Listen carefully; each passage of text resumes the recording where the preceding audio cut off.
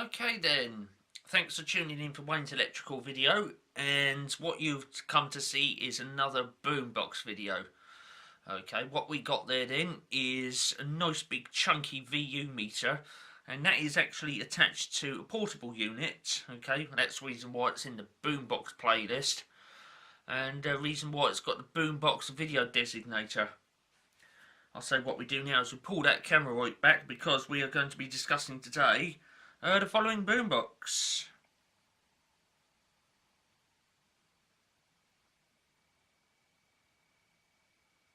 There we are. What we're looking at then is the Sharp GF 9000. Okay. Got two big speakers, one cassette deck, and a radio which has 4 bands on it. Okay.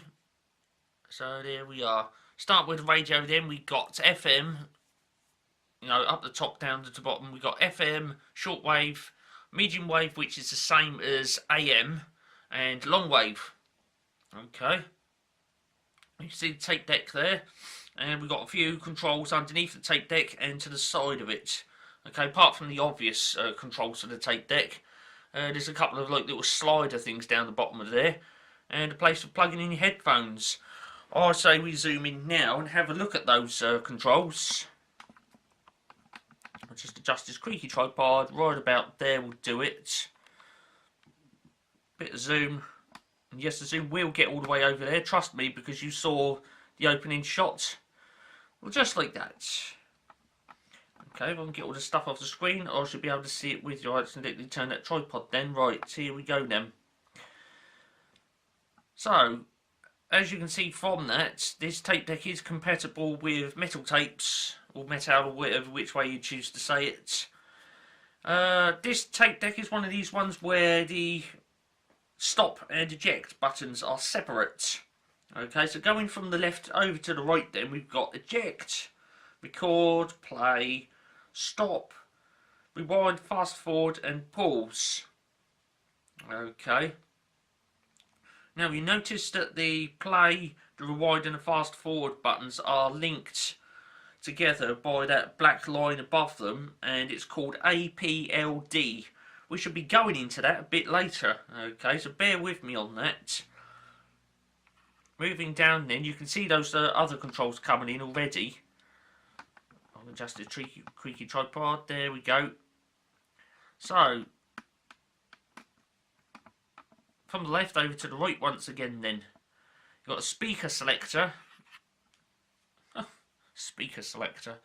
What you can do with this one is you can either choose the speakers that are on the boombox, or what internal speakers, or you can flick it over to the other side and connect up a set of speakers to this and use those instead, in which case it's a bit manual to switch from one to the other, so you've got to operate that switch.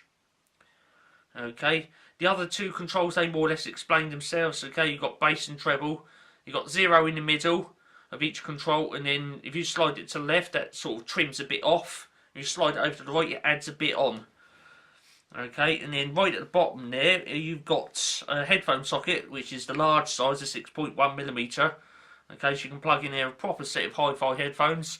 But if, however, you want to plug your headphones in from your little pod thing, then you'll need to put an adapter in there to reduce it down to 6.5mm. Not 6.5, what's the thing I'm looking for? 3.5mm. That one's a 6.1, and the little wee one is 3.5mm. Going along then, yes, that's a big old woofer speaker. This is one of these boomboxes where it's got a classic case of the speaker grills being bigger than the speaker itself. Okay, you can see the speaker in there, and you can see that edge all the way round. And the grill goes all the way to that edge, okay? So there it is, and it's got like these bars across the speakers, okay, just to try and give it that sort of, I don't know, that sort of look which is associated with the 80s. That look, actually, we're having those 2 bars across the speakers. I'm pretty sure that Sharp come up with it first, and then a little bit later on it was ripped off by the likes of Lasonic. Okay, it's Lasonic, and yeah, the two boxes that I believe that had those bars across it was the TRC 931. We're not interested in that because we're talking about that one, and I haven't got a Lasonic. But yeah, if you go on and look at a search engine of your choice and search for Lasonic TRC 931, you'll see what I'm talking about. Okay, they've actually got the two bars across the speakers like that, and they probably ripped off the idea from Sharp. So there we go. Just above that speaker that we were looking at earlier, you've got the model number and what it says the unit does. Okay, there it is. 4-band stereo radio cassette recorder, GF9000. And yes, it's got Dolby system on it. Okay, you'll probably notice the Dolby noise reduction light right at the beginning, just above that thumping great VU. Oh, we've got a button just there. Oh, it's the power button. On or sleep. Okay, so if you press it in, the boombox is on continuously. But if you pop it out, it's off, except if you're using a tape deck. And then, once the tape deck stops, that's when the boombox turns off. Which is why the other option's called sleep. Okay, and also Sharp logo just there. Just above the Sharp logo, yes, that speaker grill is a bit dented in. There's a proper little tweeter in there. Okay, not a silly little pizzo. Okay, we've got a proper speaker in there, and I believe that little thing next to it, that might be an internal microphone in there. Because if I move it all the way along to the other end, there's another one in there and another little tweeter. Oh look, there's a band selector for the radio. Okay, it's currently twisted all the way round to the FM scale then, because that's what I normally use. And then we've got shortwave, medium wave, which once again is the same as AM, and then we've got long wave, so it's a 4-band box. How about that? Other controls then, I didn't say what those controls are down the side of the tape deck. I'm saving those for a minute. Oh look, we've got more controls above the tape deck. We'll do those in a minute then. Okay, right at the top then you've got that. It is actually a button, and it says APLD on it. That's a button for, well, I'll discuss it in a minute. It's associated with the tape deck, okay, right there. And another thing which is associated with the tape deck is recording level. Okay, yes, this one does have a manual recording level on it.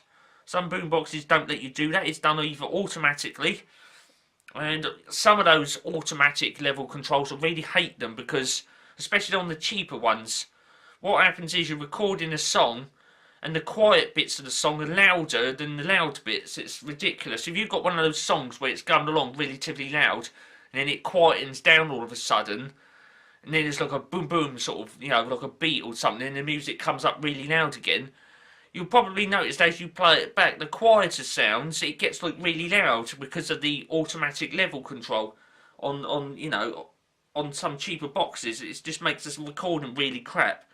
Okay, on this you don't have that option of whether you want manual or automatic. It's just manual.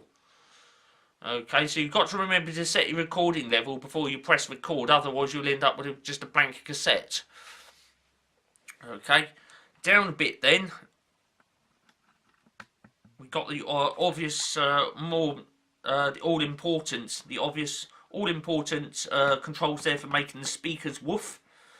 There is no balance control on the basis that you can individually select those volume controls, so that if the sound is a bit off, you can turn one up a bit more than the other or down a bit more than the other. Quick demo. Here you go, like that. That's about halfway. And if the left channel is a bit weak and you need to tweak it up, there you go. And like that if you want. You can go like that, or if everything's lovely and level, like that. Okay. So there you go, and that's what I've done with the recording level. Set them right in the middle. Both the same. Well, sort of. There you go. Okay. So there it is. Now then, we got all those other controls above the tape deck. There they are. Okay. Now then, going from left to right, we've got record mute, Dolby noise reduction, record mode. Oh, hang on, look at this. Look, we've got manual and auto, so it does have, I've forgotten this one, what I was thinking about some other boombox that I've got. And it's either just auto or manual. You can't choose between one or the other. I was thinking about some other one. But this one, it does allow you to do manual and auto. It's best if you leave that button out and do it, actually push the button in and go for manual. Okay, and then we've got tape selector. If it's popped out, it's normal. I suppose that would also apply for Chrome cassettes. And if you push it in, that's for metal cassettes or metal, whichever way you choose to say it. And then the next buttons along, you've got tape, phono and radio. And then at the end, you've got FM mode. Okay, when it's popped out, it's stereo. When you press it in, it's mono. Now, one little thing which lets this box down, okay, according to that mode selector anyway, you've got tape, phono and radio.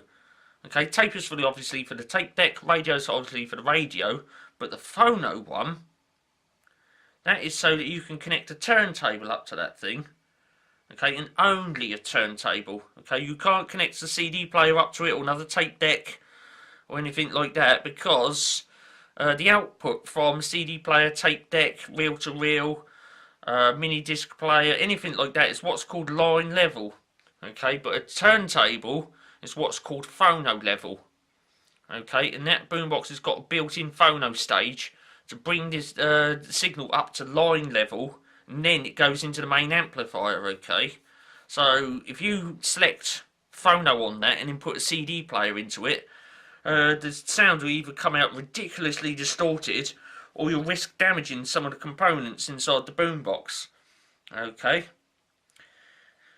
Despite that, you do have on the back of it a line level input. Okay, so yes, you can actually connect a CD player up to this, but just don't connect it up to the phono sockets on the back. Okay, but here's where it lets it down. If we go back to that mode selector, you will notice we got tape, correct, phono, yes, radio, yes. So where's the line input then? Okay, don't forget you can't connect a line level device up to the phono, okay, because you'll damage the boombox. It's either that or it'll just come out ridiculously distorted. So, how do you choose line input then? Well, here's the thing, you cannot. What a letdown. You cannot choose line in. Okay, you can choose phono, connect a turntable up to it, play a record, all fantastic. You can listen to the radio, you can listen to a tape. There is a line in on the back of it, but you cannot select it. So what's the point then? Okay, if you've got a line input on the back of it and you can't choose that option, how on earth are you supposed to connect your CD player up and listen to it? Regrettably, okay, even though it's a rather nice looking boombox, what seriously lets that one down, it is one of these boomboxes which really ticks me off. What you got to do, if you want to listen to your CD player and whatnot and connect it in the back, to get the sound to come in, go through the amplifier and come out, here's what you got to do, and this does tick me off. You've got to put a cassette in that and press record. Okay, that's the only way you can do it. And that does tick me right off. Now there is a way around this. Okay. Looks a bit like this. Got an old cassette. Okay. It took the guts out of it. Okay. There's nothing in there. No reels. It's just an empty case. And then on top I've put a bit of sticky tape over it so it blocks that hole up. Okay. And then what I do, we go to the tape deck. Bit too much on Zoom. Let me use the remote. It's a bit softer. Right. Get this cassette. Put it in. And now we got that in there. We just look at the controls. There you are. That gets around it. Okay. The boombox doesn't know whether or not there's a proper cassette in there. So yeah, that's what you've got to do if you want to listen to the line in. You've got to put a cassette in there and press record. And I'll normally keep that cassette lying around for when I'm using other boom boxes that are of the push-record-for auxiliary type. Okay, the type that really tick me off. Okay, yeah, so really speaking, that lets that boombox down, because what Sharp have done on other boomboxes, you see that phono button up the top there? Okay, where's the phono button? There it is. Okay, on other boomboxes, what Sharp have done, they've either called that auxiliary or line in, and then on the back of the boombox, what you've got is you've got a switch. Okay, and then that switch allows you to choose whether or not that input is line level or phono. Not on this one. It's a right letdown. It really does peeve me right off. It's got a set of RCA phono sockets on the back of it. Okay, very good. You've got a function on the front where you can actually select it independent of the tape deck. Very good. The downside, it's phono only. What a peeve off. Now, it wouldn't be such a bad thing. There may be such a device out there. I very much doubt it, though. It would be really nice if you can get such a device whereby basically you can plug this device in the wall socket to power it up, and then from that device you connect the CD player in, right? You connect the CD player in, and obviously speaking, the CD player is line level, and it reduces the signal down to phono level. Okay, as cranky as that sounds, it reduces it down to phono level, and then you connect the output from that device into that boombox, and that makes it work properly. Okay, I very much doubt that such a device exists. Okay, chances are now that I've said it, someone will go run off, make one, patent it, and make millions out of it. I doubt it though, because you know we're looking at old 1980s technology here, and there we are. But no, that does tick me right off. Okay, there's an actual button on the front of that for selecting an input, but it's phono only. And if you do want to put a line in, the only way you're going to get around it is look what I've done with that cassette. Okay, you've got to put a tape in there and press record. Or what I refer to as press record for auxiliary, and that does tick me right off. Okay, two things. Alright? When you're using the line in, you're basically running the cassette mechanism. Okay, so it uses extra power off the motor. Okay. I'd seem to think you'd have to have excessive use of the line input to knacker out the tape deck mechanism or the drive belts. Something's going to give in there, isn't it? Okay, and another thing as well, all the time you're playing that music, it's going to the tape head in there. And, well, I'm not sure if it will or not, but you'll probably end up with a magnetised tape head over time. And, yeah, you know, you get a magnetised tape head and you get lots of hiss on your audio and all that business. Okay, it's just not needed, is it? Okay, for goodness sake, Sharp, that phono controller on the front of that, you could have redesigned that, or even from the outset, you could have designed that as an auxiliary input, and then round the back, just like you've done on the GF777, okay, and the 767 and all the rest of them, you could have had that little switch that allows the user to decide whether or not the input is phono level or line level. Okay, and then you went and made that and stuffed it right up. What a disappointment, what a letdown. Oh dear, right, let's get that cassette out of there. Stop. Eject. Okay, let's get that out. Or close the door, stop dust getting in there. I really hate it that people, I used to see it all the time. Okay, I used to see a boombox lying around in someone's bedroom and the cassette doors just left open. And when you looked in there was more flipping, well, it looked like a Yeti had grown in there. It was disgusting. And, yeah. So, I've discussed all the controls above the tape deck then. That really is it, you know.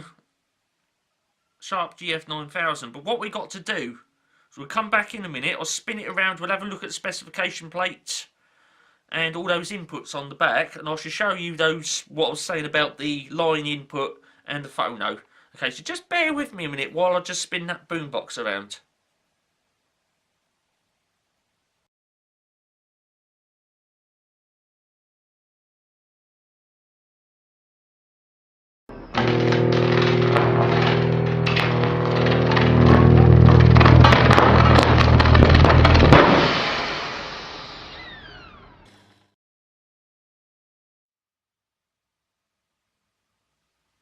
Okay, then back after the break, and what I've done for you is to spin the boombox around so we can have a look at the back, and we're getting straight in with that specification plate on the back then so you can see all the details. Okay, now it says on there Sharp GF9000E. Okay, stereo radio tape recorder. Now this is multi-voltage, this one, so we've got 110, 120, 220 to 240. Okay, 50 or 60 hertz will do, and 45 watts. Your alternatives are 15 volts DC. Okay, so you've got to put a jack plug in it, DC jack plug, or you can put 10 batteries in it. Okay, and those are the D cell size. Just below that, it shows all the ranges of the frequency bands on the radio, a serial number, and then it says Sharp Corporation, made in Japan.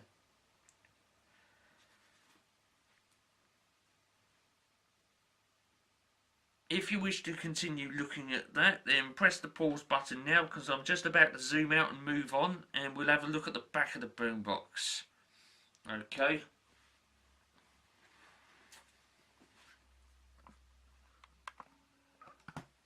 There it is then.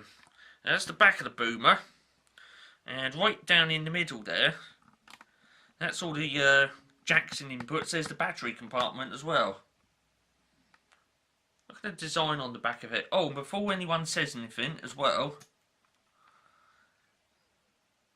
something happened there, and I don't know what it was on there when I got it. Okay. What you've got to remember is, well, one of the things that we'd rather not remember is, you know, back in the 80s there was a lot of, well, I wouldn't say a lot, but it happened. Okay. And that was basically boombox theft. People, you know, people would come home and find their house broken into, and the only thing would be missing was the boombox. Okay, they, you know, you'd get someone come over your garden fence looking through your window and see that boombox, and they'd break in and steal your boombox. Well, people got creative. They would, say, for example, take the battery compartment off.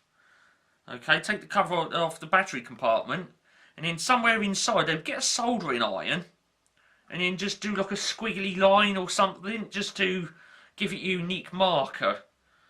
Okay, and then if it was ever stolen and recovered, you could look in the battery compartment and see a squiggly line in there. Okay, and then that would identify it as yours. And another thing you would also do would note down the serial number. Okay, but you know, the savvy thief, what they would do is they'd peel that off, because it is just a sticky label on the back. They'd peel that off so you couldn't identify it with a sticky labelled identification number.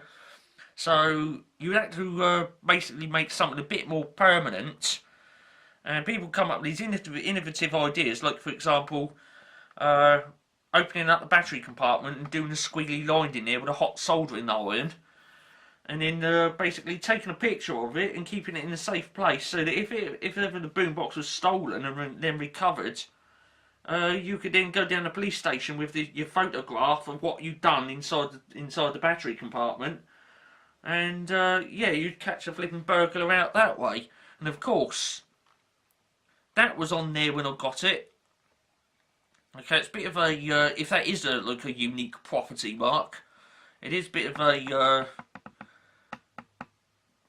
well, okay, it's round the back, but you know, it's a bit excessive, I think. That's if it is a property marker, or it might have been a genuine accident. I don't know. I don't even know what it is on there. But whatever it is, it looks like it's melted the case. So I don't know what it is.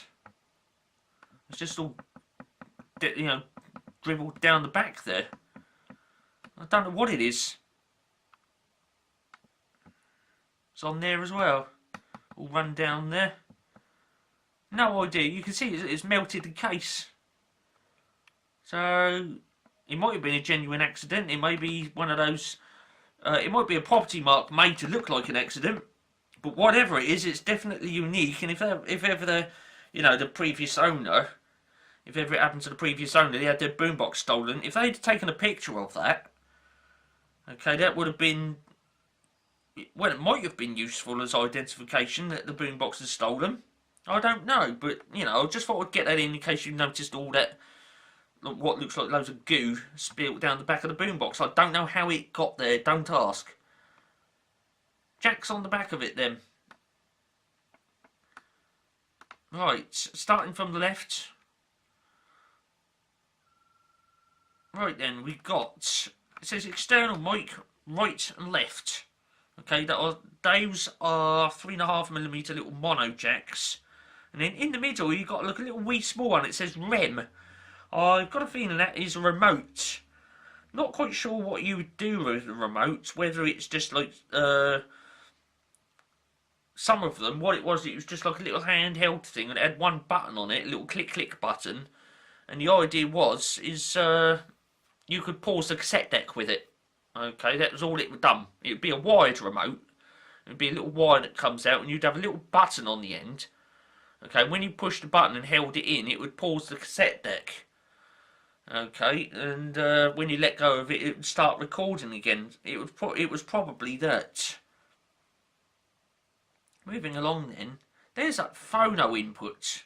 Okay, and it is phono only. Okay, you can't connect line level in it because, like I said in section 1, if you connect like a CD player in there, reel-to-reel cassette deck, standard cassette deck, mini disc player, whatnot, it's at line level, and if you put it in there, the sounds that will probably come out on the audio ridiculously distorted, and it will probably damage something inside the boombox as well. So you can only connect a turntable in there, which in itself only outputs at phono level. Okay, if you've got a turntable that outputs at line level, then you've got to, if it's an option, turn off the internal phono stage. Okay, and yeah, then you can put your phono turntable in there. That other little terminal that says G and D, that's a ground.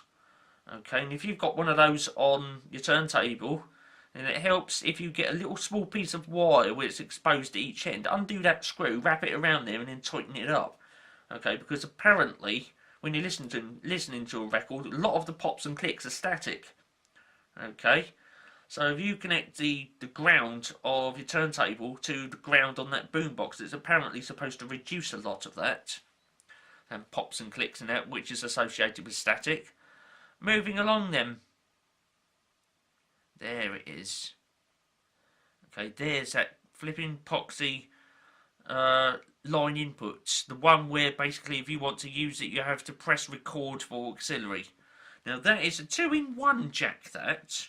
Okay, it's an input as well as an output. As you can see, it's got 5 pins on it. Or 5 pinholes. The centre one, right down the bottom there, that is actually a shared common negative. Okay, and then either side of that you've got a left and a right. Okay, so say for example the at the bottom that's your common neutral. Okay, the left two, one of them would be left and the other one would be right, and then the right two, the opposite side of the common negative, one of those would be left and the other one would be right, but one pair would be line in, the other pair would be line out. Okay, I'm not sure which way round it is. But there we are. And, well, like I say earlier on, if you want to put a signal in there, like from a CD player, reel-to-reel, mini disc machine or whatnot, when it goes in there, to get that sound to go through the amplifier and come out on the speakers, you've got to put a tape in the tape deck. Okay, remember this. Okay, you've got to put a tape in the tape deck, and then push record. And of course, as soon as the tape deck starts up, the amplifier powers up. And what's going in there goes for the amplifier and out of the speakers. But no, it does tick me off. Okay, there's a dedicated phono switch on the front. What Sharp should have done was have just those. Okay, and then next to that have a little switch. Okay, one side of the switch it says line, and the other side it says phono. They've done it on the GF777. Okay, But they didn't do it on this one. They decided to have, for whatever reason it may be, a phono socket and a standard line-in socket. But you can't select the line-in socket. It's what's referred to as push-record-for auxiliary, and it does tick me right off. Ah yes, the beat cancel. Okay. Now it goes by a variety of different names. Beat cancel, beat cut, beat proof, riff, whatever. Okay, the idea of that being is if you're tuning into a radio station, I can't remember if it's medium wave or FM now, it's a form of like interference that comes in. I've heard other people refer to it as like a beating sound. What you're supposed to be able to do with that beat cancel, that's the reason why it's called beat cancel, is you select one of the three options. You've got three options on this one, A, B and C. Normally on others it's just, you know, one or the other. But on this you've got three options. Okay, and you're supposed to be able to select that on A, B or C, and it's either supposed to reduce the beating sound or cancel it out altogether. They've called it beat cancel, but whether it does or not is another story. Just down a bit then, just underneath that lot and just above the battery compartment, we've got that. Now remember earlier on we've seen that switch on the front and it said speaker selector, okay, internal or external. Well, you need somewhere to connect your external speakers and it's right there, okay, and just above that it says external speakers 3 to 8 ohms, okay, and you've got your right and your left, okay. So there it is. That's all the jacks and things on the back of the boombox then. Sharp GF 9000. So we've seen all that. Where's the power input?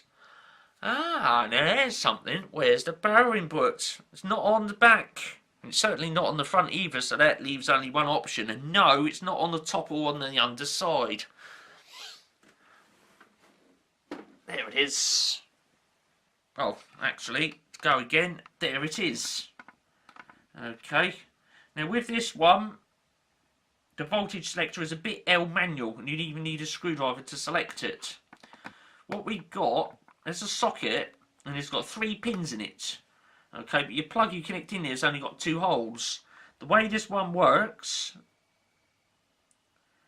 you see that little screw just above, just there, okay? This plate, all the way around here, you're supposed to loosen that screw and slide that along. Okay, just there it says 220 to 240 volts. Okay, and because that's exposed, that's the voltage that the boombox is selected on. Okay. In there you've got 3 pins. There's 1, there's 2, and the other one's all the way over here somewhere. No, actually, no, correction. You've got 1 there, 2 there, and then the third one is round about here, sort of thing. Okay, but that one's currently blocked because this is in the way. Okay, which means you can only access these 2. And across there you put 220 to 240 volts.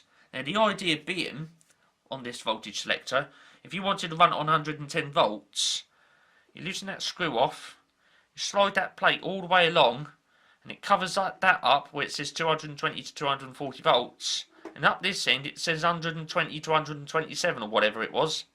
And then you tighten that screw back up. Now at the same time as that, what happens is as you slide that along, that pin there, that gets obstructed. Okay, and then there's another pin here, you can get access to that, and then your plug which you connect in is connected across that pin there and that one there which is currently obstructed. And it's between those 2 pins you put the 110 volts in, and between those 2 pins you put the 240 volts in.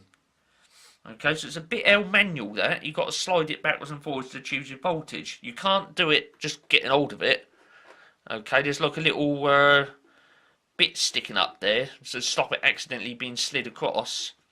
Okay, you've actually got to loosen that right off to get that to jump over the top of that little ridge. And okay, and then once you've slowed it along, tighten that screw back up. Okay, with these and like a lot of other 1980s stuff, it's manual. Okay, now if you took this over like say the USA as it currently is, and you plugged it in, plugged the 110 volts in there, I'm not sure what would happen. Maybe the tape deck would run at a slow speed or something like that, or the radio wouldn't power up or anything like that. So again, loosen that screw off, slide that along, tighten it back up, put your plug in there. Okay. The danger is when you come back from the USA to the UK, if you've left that over there and it's currently selected on 110 volts, the minute you put a plug in there, something's going to go pop.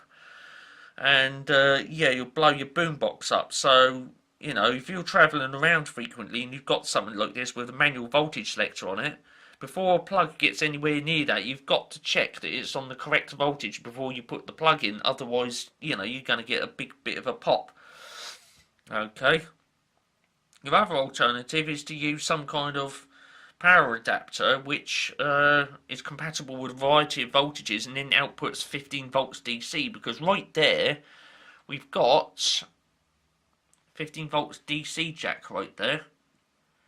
Okay, there's a little diagram on that saying whether it's positive or negative center. We should find that out now, if I can get that right up to that.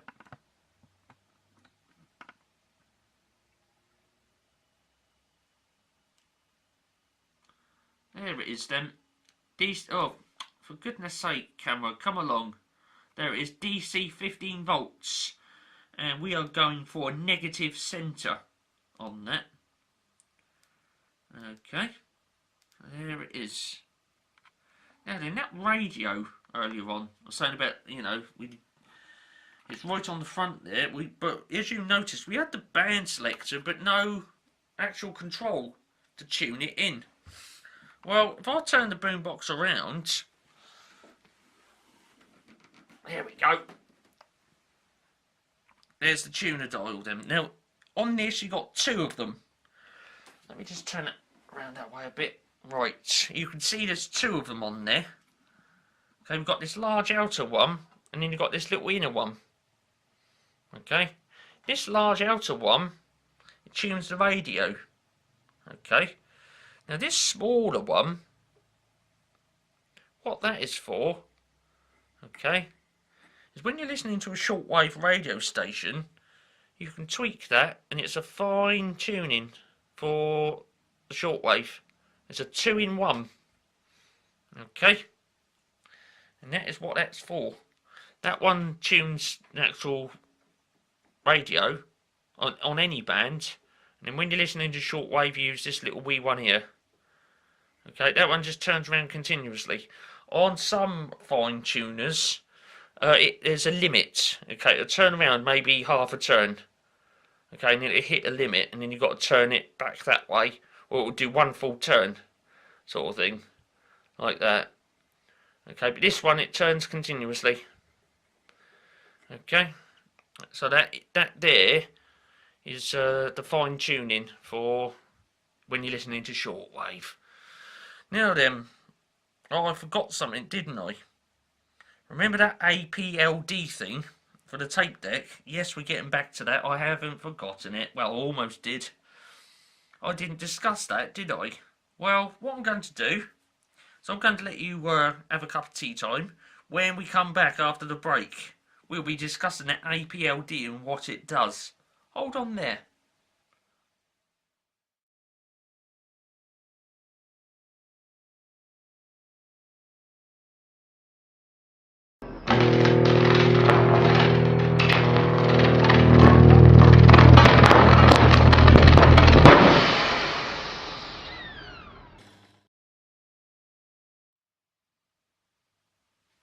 Okay, welcome back after the break then.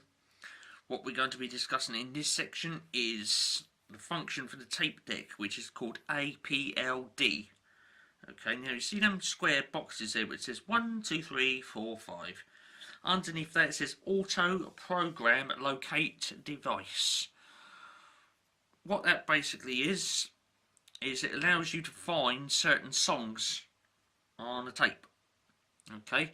Let's just say, just for argument's sake, just to make this a bit clearer. Supposing you put a tape in, it's a pre-recorded tape, okay, maybe, so think of your favourite artist, okay, they've made a cassette, and there's 5 songs on either side, of the cassette. Okay. Supposing you like track number 3 the best. Okay, what you can do, I'll just zoom out. Right about there, this button. Okay, you press that. And the way it works is you put your tape in. So we just pretend this is the tape, right? Put a tape in. Like that. Okay. Press play. And then what we do is you want to listen to track 3. Right? You press your APLD. And what happens is, every time you press that, these squares light up. Okay? So when you press it once, number 1 lights up, press it again, number 2 lights up, press it again, number 3 lights up. Okay? And then, going back to the tape deck, okay, remember that linking line I was saying about on here? So it's got APLD, rewind and fast forward. Okay, if you like track 3, go to APLD, press that 3 times, number 3 lights up, and then you press the fast forward. What happens is the tape starts winding really fast. When it gets to the end of track 1, okay, that number 3 goes out and it goes to number 2. When it gets to the next track, that goes out, turns on, okay, and when it gets to the end of that track, that light goes out. Okay, and what happens is that fast forward button, which is currently pressed in, okay, it will just pop out like that. Okay, if you can not imagine my hand there, but that automatically popped out, and then your cassette just carries on playing. Now that option is available the other way. Okay, what you can do while the tape's playing, supposing you wanted to go back 3 tracks, there's your APLD button, 1, 2, 3, okay, and then number 3 will be lit up on there, go down to there, rewind, and then what happens is, it will start rewinding at speed. Once it gets to the end of that track, and then drop down 1, gets to the end of that track and drop down 1, gets to the end of that track, that light goes out, okay, and then you see that rewind button, it just automatically pop out like that, and then it will start playing at that point, so you can use the APLD forwards and backwards. Now then, for those who are familiar with Sharp boomboxes, you will know of some other system very similar to that, which is what's called APSS. Now, the APLD is the more advanced one. Okay, with APSS, it only allows you to search 1 track at a time. Okay, so if there's currently a track playing, and you wanted to say listen to 2 tracks along, you'd have to press the fast forward button twice. Okay, because what would happen is, when you press it, the current track of playing, it will skip that, and it will search for a blank spot in the tape, and then it will pop out the fast forward button, and then it would be 1 track before the one you wanted to listen to. You'd have to press the fast forward button in again. It would then wind on, and then once it gets to the end of that track, it would pop the fast forward button out again, and then it would be at the track you wanted. Okay, but with APLD, you just go 1, 2, 3, wait for number 3 light to come on. Every time you press that, the light goes along. Okay, and then you press the fast forwards, and it would actually search 3 tracks ahead on the tape for you. Okay, this one can go up to 5.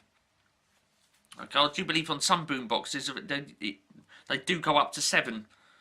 Okay, it varies from one model to the next. Let me get that out of there. Empty cassette. Okay, this is that tape I use when I want to use the line input. Okay, I've got to put a tape in and press record to get the sound coming out on the speakers, and it peeves me right off. Okay, so I think I've discussed everything on that boombox then. I think it's time for a tape measure. Okay, that box is quite wide and quite tall. Well, it depends what other boombox you've got that you want to compare with that. And so, to verify how wide and tall and deep that box is, we've got a tape measure. Okay, so I'm going to get the camera ready and into it we go.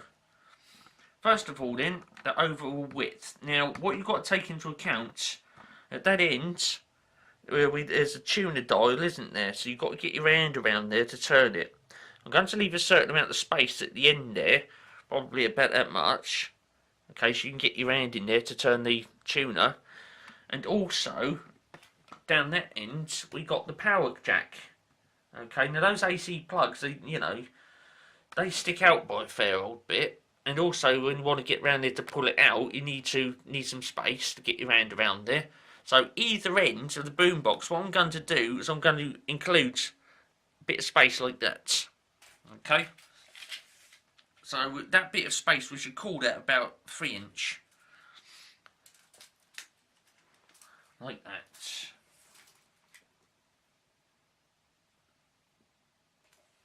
So, allowing a bit of space either end of the boombox then, what have we got? Oh, I believe that's 32 inch. Like that. And 32 inch would be around about 810 millimeters. Okay, if you want the actual overall width of the boombox, then let me just push that in. About 26.5 inch. Okay, and that would be 670 millimeters, I believe. This is 600 there. So you bet 670 millimeters then. Height. Let's do the height of the boombox. A big old boom of this one. Let me zoom that back a bit. There's no controls on the height on the top of this, so we can do 2 heights, one with the handle up and the one with the handle down. This handle, although it's almost a full length handle, it's not really that tall. Right, height then for the GF9000, we are looking at 13 inch with the handle down, and that would be call it 330 millimeters. And with the handle up, you're looking at 15 inches or 380 millimeters. Okay. What about if we turn it around and do the depth? There we are. There's the side of it then. Now, for the depth, what I'm going to do is I'm going to include these speaker grills on here, which stick out the front a bit. Okay. And also, if we are using that line input on the back, you can see the back of this box is fairly flush. If we're using a line input on this, those 5-pin DIN plugs, they are quite long. Okay, because you've got like a strain relief, the plug itself, a strain relief, and then you've got to take into account the amount of bend you can have on the cable. So they're quite, when they're sticking out the back, so you wouldn't want the back of this right up to a wall. And besides, you've always got to allow a bit of space of ventilation anyway, so you've got to add an inch on also. Okay, so you wouldn't want the back of this right up against the wall.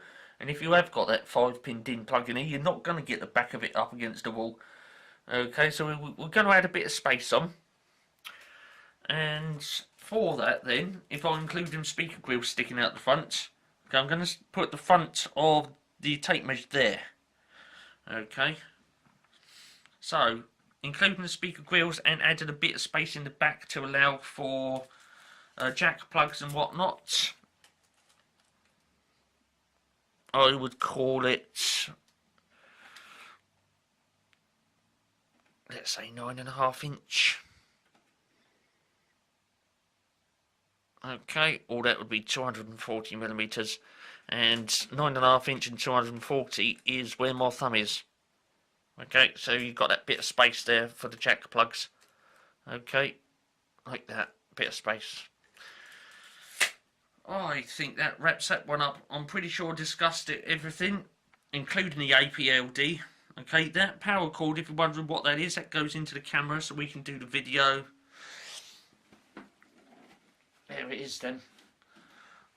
Overall, a nice looking box to look at. Okay, it's definitely a bit of eye candy, straight out of the 80s. Yeah, I do like this one, but the thing that lets it down is that flipping thing where you've got to put a tape in to use the line in. Really does tick me right off. I mean, you know, this could have been so much better. Okay, it could have been, you know, we could have seriously bought the flavour home on this one, and then they went and done that with the line in. Very, very disappointing. I think we'll end back where we started, that big old VU. Okay, we do have a couple of little lights in there, funnily enough. One's record. Okay, so while I'm using the line in, that record light's lit up. And the other one, if it's been selected, that lights up green, and that's for the Dolby noise reduction. I hope you enjoyed watching that one. If you really did, and what I would like is a thumb up, okay, so that I know that you enjoyed it. Okay, and of course, it's up to you. But if you want to subscribe, then yeah, it'd be great to have you on board. It'd be much appreciated. And I'm out of here. This has been another Wayne's Electrical production. 1920 by 1080p, of course, with stereo sound on the camera. Okay, and there we are, and there we have it. As and when I can, there'll be another boombox on another month. Okay, so I think that basically covers it. I'm sure I've covered everything on that. And there we are. I've got to go. Thanks for watching.